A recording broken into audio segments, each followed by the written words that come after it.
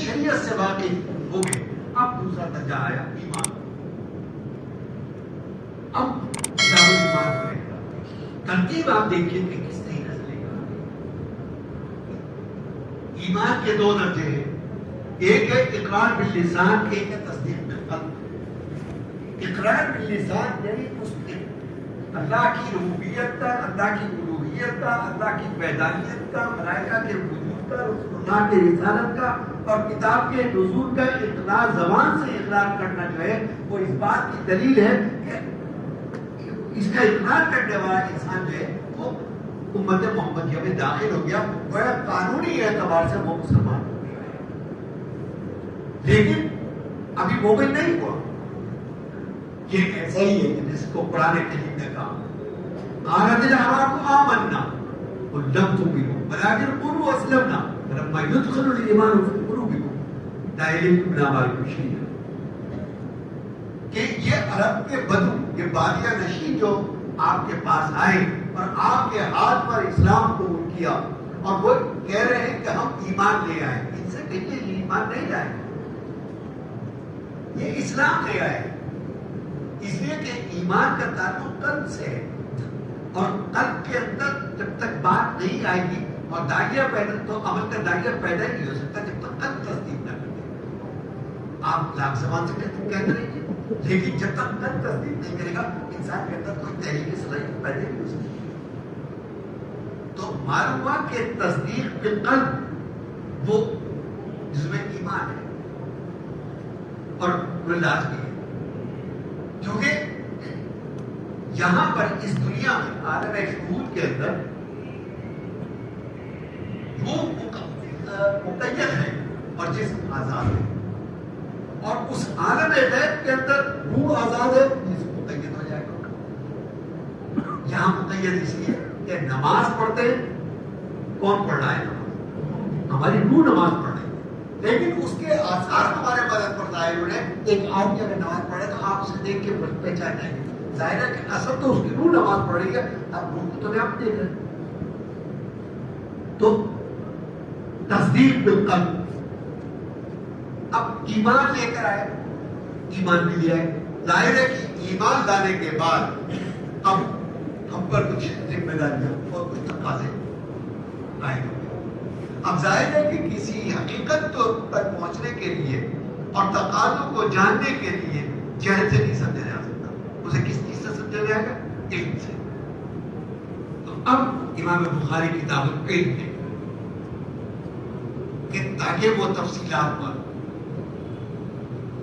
اجمال معلوم ہو گیا تھا, کیونکہ قرآن کریم کو آپ یہ سمجھیے کہ جیسے آم کی گٹھلی کے اندر آم کے درخت کے تمام اوصاف موجود ہوتے ہیں, پورا آم کا درخت اس کے اندر موجود ہے.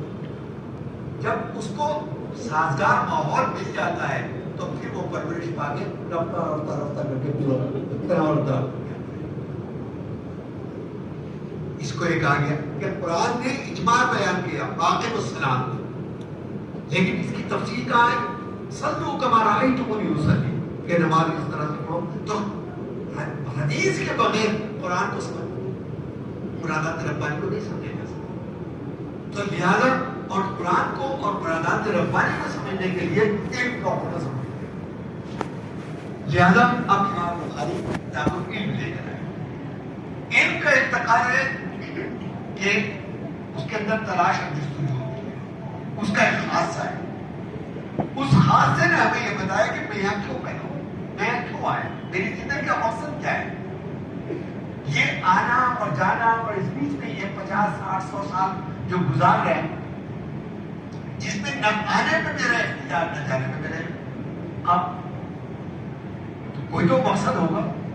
اس لیے کہ میرے رب کی تو اللہ نے جو تعریف بتائی ہے, ربنا ما خلقت هذا باطلا, اللہ نے تو ایک ذرہ کائنات بھی بے سبب پیدا نہیں کیا. تو یہ شاہکار مخلوق جس کو خلق اللہ الخلق کا درجہ دیا گیا, اسے بے سبب کیسے پیدا کر سکتے؟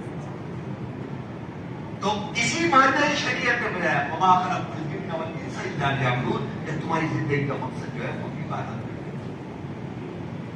یہ کتاب العلم سمجھ. تو اہل علم نے لکھا ہے کہ 3 تعلقات ہیں ان تین تعلقات کو اگر انسان نے سمجھ لیا اور سمجھ کے اپنی زندگی کے اندر داخل کر لیا، جان لیا اور جان کر سمجھ لیا اور سمجھ کے اپنی زندگی کے اندر داخل کر لیا، تو گویا اس نے اپنے ایمان کو بھی تکمیل کر۔ پہلا تعلق ہے تعلق مع اللہ، دوسرا تعلق ہے تعلق مع الخلق، اور تیسرا تعلق ہے تعلق مع النفس۔ تعلق مع اللہ کہ میرے اور میرے اللہ کے درمیان کیا نسبت ہونی چاہیے، تو یہاں نسبت کی کوئی بنیاد نہیں مل رہی، اور کیسے مل سکتی؟ وہ خالق ہے، میں مخلوق ہوں، وہ آقا ہے، میں غلام، وہ معبود ہے، میں عبد، وہ قائم بھی ذات ہے، میں ہر دم مائل و فنا ہوں، وہ دائم ہے، میں ہر دم تغیر پذیر۔ کوئی نسبت ہی نہیں۔ یہاں بھی مادہ شریعت نے کہ کیونکہ اللہ تعالیٰ کی جس طرح سے ذات ابدی اور ازلی ہے، اسی طرح سے اس کی صفات بھی ابدی ہے، تو اللہ نے اسی مادہ شریعت سے بات وَاعْتَصِمُوا بِحَبْلِ اللَّهِ جَمِيعًا، کیونکہ اللہ تعالیٰ سے اگر ربط قائم ہو سکتا ہے تو صرف اس کی صفت کلام سے ہی ہو سکتا ہے، باقی کوئی صفت ایسی نہیں ہے کہ انسان کو خراب کرتا ہے۔ کہ ہم نے ایک رسی لٹکا دی، اس کا ایک سرا عرش پہ ہے، دوسرا زمین پہ ہے، اسے پکڑو، اور اسے پکڑنے میں تعلق مع اللہ، اور تعلق مع اللہ کے ذہن میں تمام عبادات کے لے گئے۔ اب امام بخاری اس کے ذہن میں تمام عبادات کے ابواب لے کر آئے، کتاب الصلاۃ ہے، کتاب اذان ہے، کتاب حج ہے، کتاب الصوم، تمام عبادات کو لے گئے۔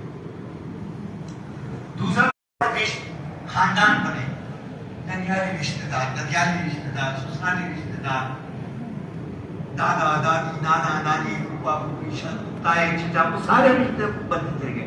پھر یہ پورا ایک خاندان بن گیا، وسعت پیدا ہو گئی، پھر اس کے اندر وسعت پیدا ہوئی تو برادری بن گئی، پھر معاشرہ بن گیا، سماج بن گیا، قبائل بن گئے، ریاست بن گئی، اور مولا کے اندر سلطنت بنتی چلی گئی۔ لیکن اس کی بنیاد کیا بنی؟ وہی دو، ایک مرد ایک عورت، کہ اِنَّا خَلَقْنَاكُم مِّن ذَكَرٍ وَأُنثَىٰ وَجَعَلْنَاكُمْ شُعُوبًا وَقَبَائِلَ لِتَعَارَفُوا إِنَّ أَكْرَمَكُمْ عِندَ اللَّهِ أَتْقَاكُمْ، کہ یہ تمہارے تعارف کے لیے ہے۔ تو ظاہر ہے کہ اجتماعیت کا تقاضا یہ ہے کہ ہمارے ایک دوسرے سے معاملات ہیں، کہ معاملات کے بغیر تو اجتماعیت باقی نہیں رہ سکتی۔ تو اب امام بخاری ابواب لے کر آئے کہ نکاح ہے، وراثت ہے، نکاح ہے، طلاق ہے، ہبہ ہے، وراثت ہے، تجارت ہے، مزاحمت ہے، زراعت ہے، اور تمام معاملات لے کر آگے پورے نظام عبادات جو ہے وہ تعلق مع اللہ کے ذہن میں آ گیا، اور نظام معاملات جو ہے وہ تعلق مع خلق کے ذہن میں۔ اب تیسرا تعلق ہے تعلق مع نفس، کہ میں کون، میرا مجھ پر کیا حق ہے۔ ظاہر ہے کہ فرمایا کہ تم پر تمہاری جان کا بھی حق ہے، تم پر تمہاری آنکھ کا بھی حق ہے، تم پر تمہارے والدین کا بھی حق ہے، تم پر اہل و عیال کا بھی حق ہے، اور پھر یہ حقوق بڑھتے گئے تو پھر خاندان کا حق ہے، بس پڑوس میں رہنے والوں کا حق ہے، بستی میں رہنے والوں کا حقوق ہے، پھر اور وسعت پائی تو ملک میں رہنے والے اہل وطن کے ساتھ کے حقوق ہے، پھر یہ تعلقات ہوتے ہوتے بین الاقوامی سطح پر چل کے ملکوں کے حقوق ہے۔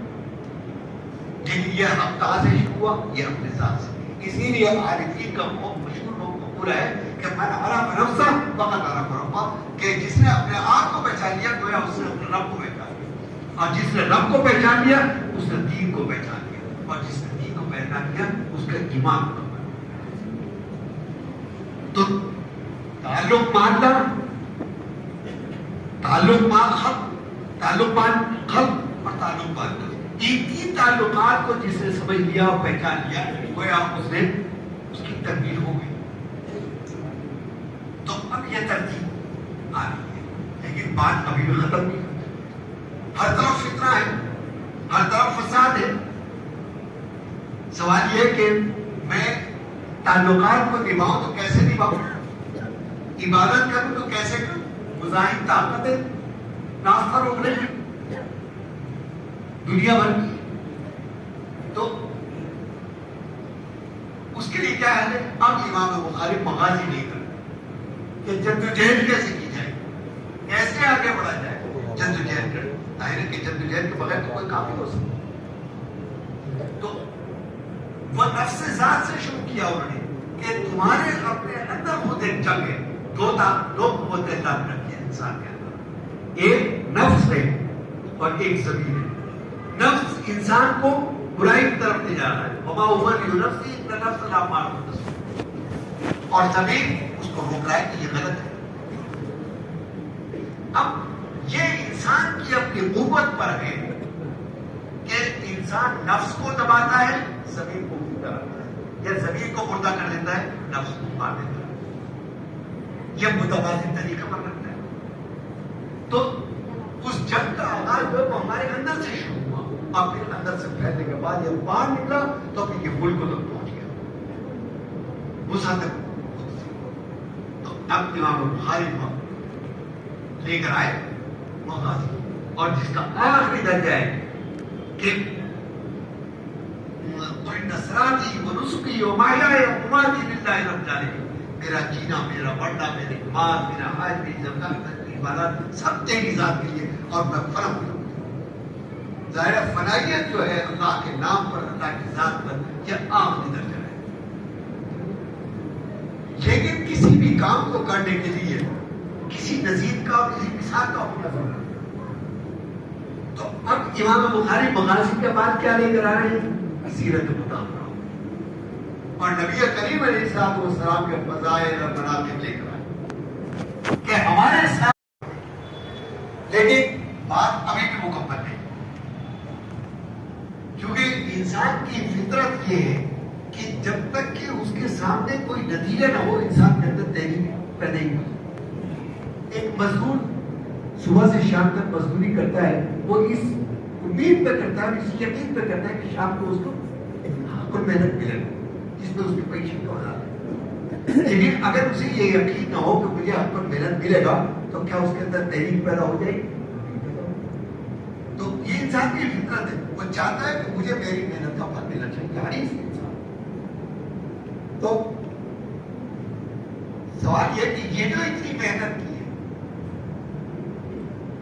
کہ وہاں سے شروع کیا اور یہاں تک آئے امام بخاری لے گئے، اس کا کوئی نتیجہ، کوئی ثمرہ، کوئی بات. تو اب نتیجے دو طریقے کے ہو سکتے ہیں. ایک نتیجہ وہ ہے کہ جو ہم خود متعین ہیں کہ ہمیں یہ ملنا چاہیے، لیکن ہم مانتی، ہماری عقل مانتی، ہمارا فہم مانتی، ہماری زندگی محدود، ہماری سوچ محدود، ہماری بات محدود. ہم کتنے دن گئے؟ 50 60 70 80 100 سال. اس کا مطلب تو یہ ہوگا کہ اگر ہم نے اپنی عقل سے نتیجہ متعین کیا تو ایک محدود محنت کا محدود سرا ہمیں مل گیا. اب جو اگلی زندگی، جو دائمی زندگی آ رہی ہے، ہم وہاں خالی آ رہے ہیں. نتیجہ وہ ہونا چاہیے کہ جو قیامت تک اور قیامت کے بعد تک اور جنت تک ہمارے ساتھ چلتا رہے. ظاہر ہے کہ وہ ہستی دے سکتی ہے کہ جو خود دائم، جو قائم کے ساتھ، جو اللہ تعالیٰ کی طرف سے، تو نتیجہ اللہ کی طرف سے.